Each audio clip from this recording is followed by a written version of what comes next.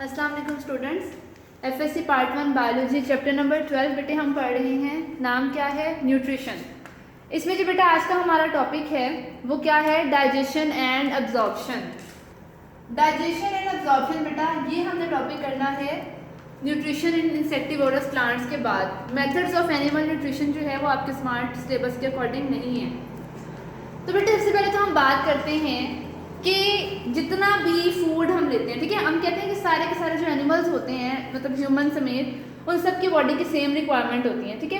यानी कि वाटर चाहिए, ऑक्सीजन चाहिए, sugars, amino acids, vitamin, fatty acid और इनऑर्गेनिक कंपाउंड सब कुछ चाहिए होता है इंसान की बॉडी को।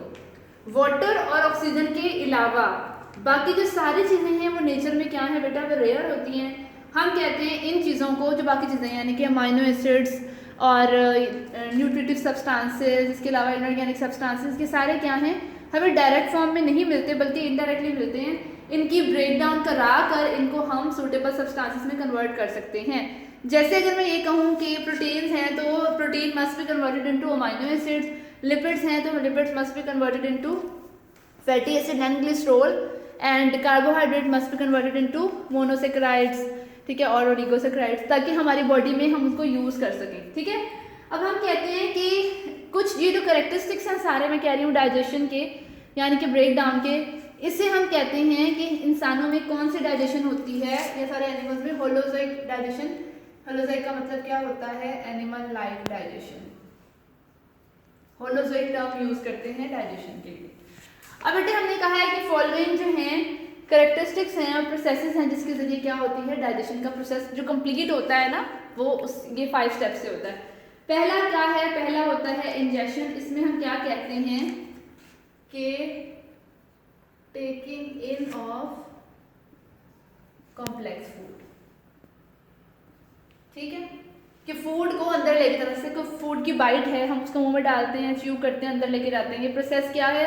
इंजेशन। नेक्स्ट बेटे क्या आता है? नेक्स्ट हमारे पास आता है डाइजेशन। डाइजेशन का मतलब क्या होता है कि जो कॉम्प्लेक्स ऑर्गेनिक कंपाउंड है, ठीक है, इसको सिंपल ऑर्गेनिक कंपाउंड में कन्वर्ट करना with the help of enzyme. ये क्या है? डाइजेशन। यानी कि जो फूड हम खा रहे हैं, जिस तरह हम खाते हैं फूड वैसे ही तो ऑब्जॉर्ब भी ना होता है हमारे ब्लड में। वो जो फूड है वो स्मॉल सब्सटेंसेस में कन्वर्ट होता है, उसके बाद हमारे ब्लड में वो डिजॉल्व होता है। बेटा ये जो डाइजेशन होती है ना, ये होती है 2 तरह की। एक होती है इंट्रासेलुलर, दूसरी होती है एक्स्ट्रा सेलुलर। इंट्रासेलुलर डाइजेशन वो होती है जो कि within the cell digestion हो। सेल है एक, ठीक है, एक सेल है, उसके अंदर ये सारा प्रोसेस हो रहा है डाइजेशन का यहाँ पर, तो इसे क्या कहेंगे? Intracellular digestion. ऐसी डाइजेशन जो सेल के बाहर हो रही हो, यहाँ पर बेटा सेल से बाहर, तो ऐसी डाइजेशन को हम क्या कहते हैं? एक्स्ट्रा सेलुलर डाइजेशन, ठीक है। अब मैंने कहा कि सेल की बाहर हो रही है, ठीक है, सेल से बाहर हो रही है, इसका मतलब है कि कोई कैविटी है, ल्यूमन, जैसे कि कोई ल्यूमन है कैविटी, वैसे किसी कैविटी में अगर डाइजेशन हो तो इसे हम क्या कहते हैं? Extra cellular digestion. अब हम ये कहते हैं बेटा ये चाहे केस हो यानी कि सेल के अंदर डाइजेशन हो रही हो चाहे सेल के बाहर हो रही हो, दोनों केसेस में क्या होना चाहिए? मैंने कहा एंजाइमेटिक एक्टिविटी। स्पेसिफिकली किसी कैविटी में जब डाइजेशन होती है तो हमें एंजाइम प्रॉपर अमाउंट में चाहिए।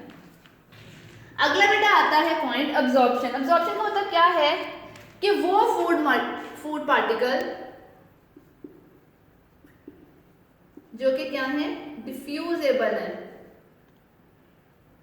हमारे ब्लड में डिफ्यूज हो गए हैं, वो क्या हो जाएं? अब्जॉर्ब हो जाएं अब हमारे ब्लड में। इस प्रोसेस को क्या कहते हैं? अब्जॉर्प्शन। उसके बाद बेटे क्या आता है? नेक्स्ट पॉइंट आता है असिमिलेशन। हम कहते हैं कि जो सारे डाइजेशन के प्रोडक्ट्स हैं हमारे पास,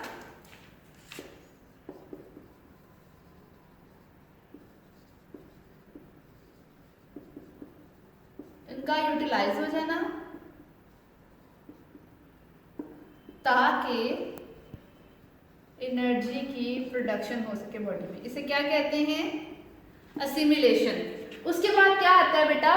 लास्ट आता है, इसे कहते हैं इजेशन, यानी कि एलिमिनेशन ऑफ अनडाइजेस्टेड फूड अगर ये हो इसे क्या कहते हैं, इजेशन। बेटे हमने आज क्या ये पॉइंट्स डिस्कस किए हैं, आप लोगों ने ये बड़े अच्छी तरह पढ़ना है। लॉन्ग क्वेश्चन में भी आ जाता है डाइजेशन एंड अब्जॉर्प्शन, और शॉर्ट क्वेश्चन में भी आता है, यानी कि ingestion, digestion, intracellular digestion, extracellular digestion, इसके अलावा अब्जॉर्प्शन, असिमिलेशन, डिजेशन।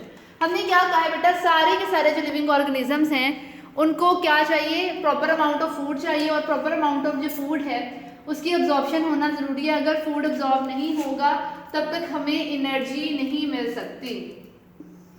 इसलिए बेटे इंजेशन से पहले स्टेप, फिर डाइजेशन, फिर उसका ब्लड में अब्जॉर्ब हो जाना, फिर उससे एनर्जी की प्रोडक्शन होना, उसके बाद अनडाइजेस्टेड का बॉडी से बाहर निकल जाना। ये है बेटे नेक्स्ट हम जब टॉपिक पढ़ेंगे नेक्स्ट में हम डिटेल से डिस्कस करेंगे सारे स्टेप्स को।